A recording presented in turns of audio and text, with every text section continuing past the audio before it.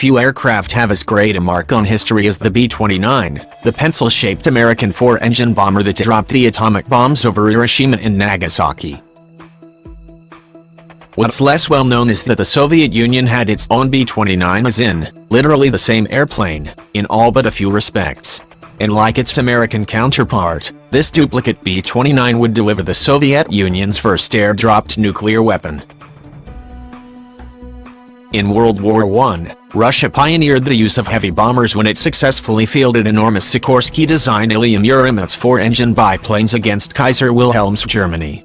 The concept soon spread to all the major warring powers, and was elaborated into a doctrine of strategic bombing after the war.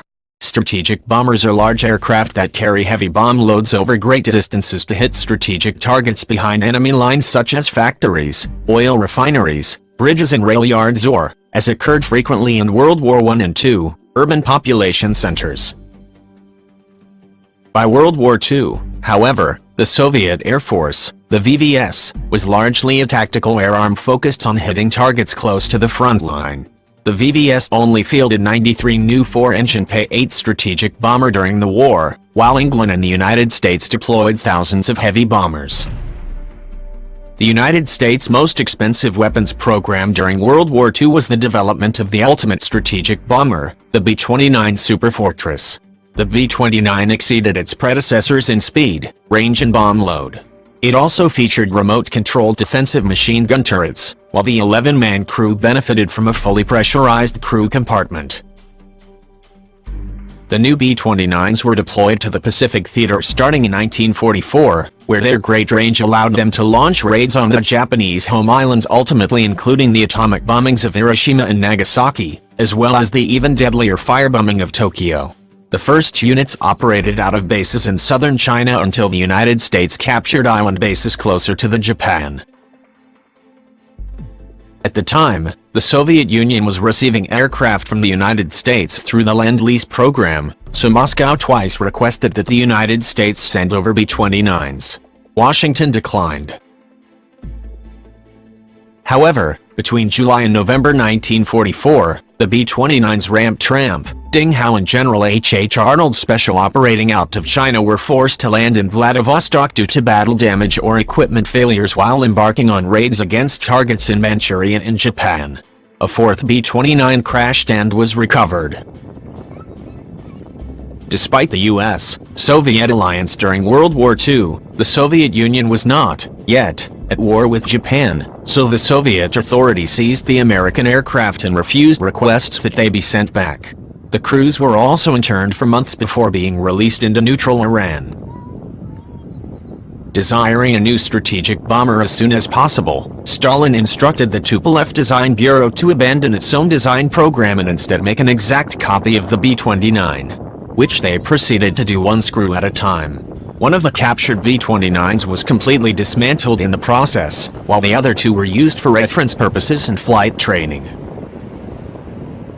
A major difficulty for the massive plagiarizing effort was that the B-29 had been designed according to imperial units of measurement, yards, feet, inches, etc. While the Soviet Union used the metric system, not only were extensive conversions necessary, but new gauges of sheet aluminum needed to be produced as well as many other entirely new components devised from scratch. The massive effort ended up involving 60 design bureaus and 900 different factories. The resulting clone plane, dubbed the 2-4, weighed only slightly more than the original B-29. It did have a few differences.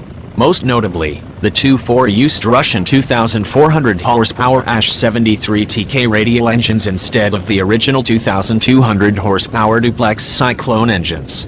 Additionally, the B-29's .50 caliber machine guns were replaced with much heavier 23mm cannons. The Tu-4 was slightly slower than the B-29 with a maximum speed of 348 miles per hour, though the Russian plane boasted a higher service ceiling of 36,000 feet to the 31,000 of the B-29. Standard bomb load was also different. The B-29 could lug up to 20,000 pounds of bombs, while the Tu-4 was intended to carry 6 2,200-pound bombs.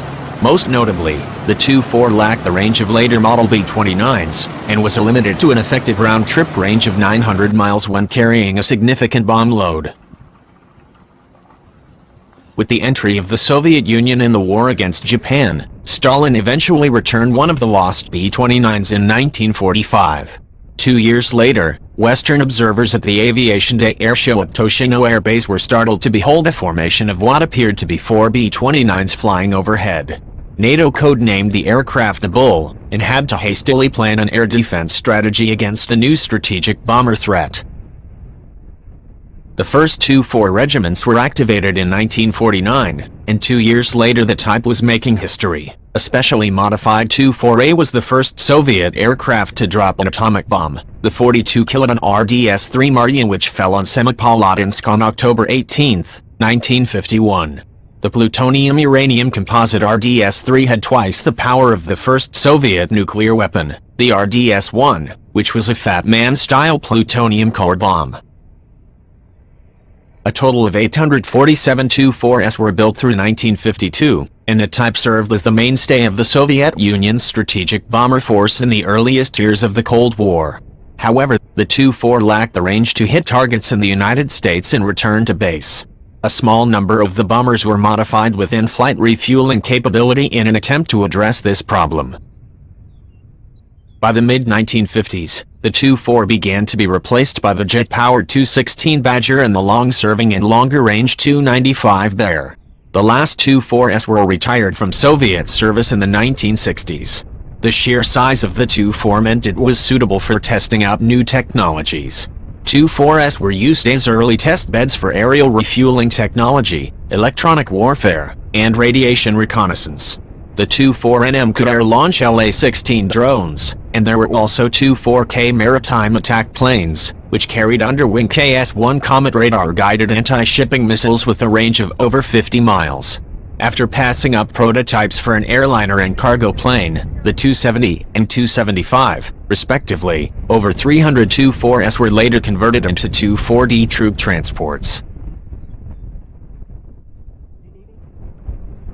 Stalin also gifted a 10 Tu-4s to China in 1953, which remained in service until 1988.